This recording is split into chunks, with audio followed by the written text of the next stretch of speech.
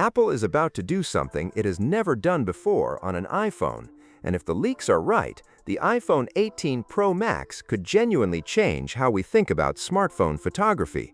Let's get into it. We are approaching what might be the most significant iPhone launch in years. This is the 20th anniversary of the original iPhone, and Apple appears to be treating that milestone seriously. The iPhone 18 Pro and Pro Max are shaping up to be a bold statement, and the details leaking out are very hard to ignore. Start with the camera, because that is where the real story is.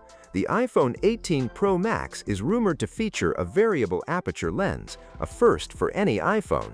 For those wondering what that actually means, here is a quick way to think about it.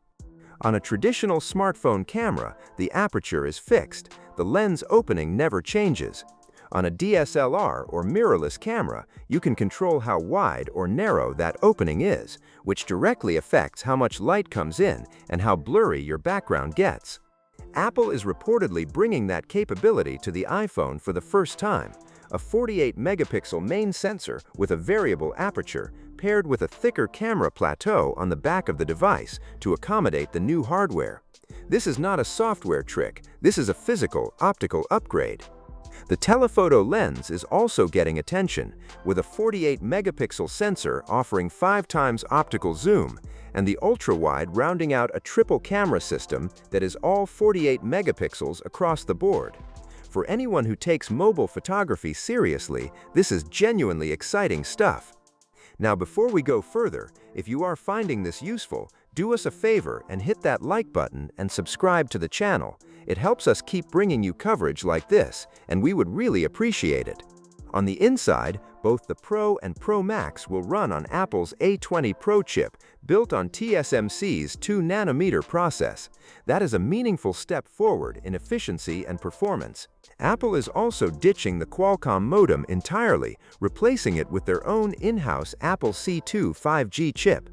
That is a big deal because it gives Apple full control over one of the most power-hungry components in the phone. Expect better battery life as a direct result. Speaking of battery, the Pro Max is rumored to carry somewhere between 5,100 and 5,200 mAh. That is a serious battery for an iPhone. The chassis will be grade 5 titanium again, and a new color called dark cherry, a deep red purple, has reportedly been confirmed. On the display side, Apple is said to be working with Samsung as the exclusive OLED supplier, and the technology being discussed is polarizer-free OLED. That means better brightness and improved energy efficiency. There are also rumors of a 4-sided curved display design, which would be a major aesthetic departure for the iPhone. Whether that actually makes it to production is still unclear, but if it does, it would set a new visual standard for the entire industry. Now here is the part that might sting a little. The base prices are reportedly holding steady. The iPhone 18 Pro is expected to start at $999 and the Pro Max at $1,199. That is the same as before. But if you are someone who always goes for the higher storage options, 512 gigabytes or 1 terabyte, you may be paying more this time around. Apple is expected to raise prices on those tiers to offset rising production costs. So if storage is important to you, factor that into your planning. And then there is the wildcard. A foldable iPhone Ultra is being talked about, potentially announced alongside the iPhone 18 lineup at Apple's September event. A book-style foldable with a wide inner screen.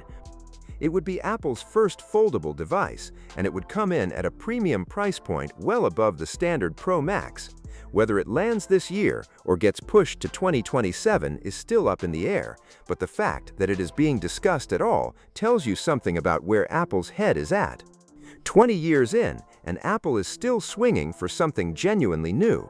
The iPhone 18 Pro Max with variable aperture, a more powerful chip, Apple's own modem, a larger battery, and potentially a curved display is not a minor refresh.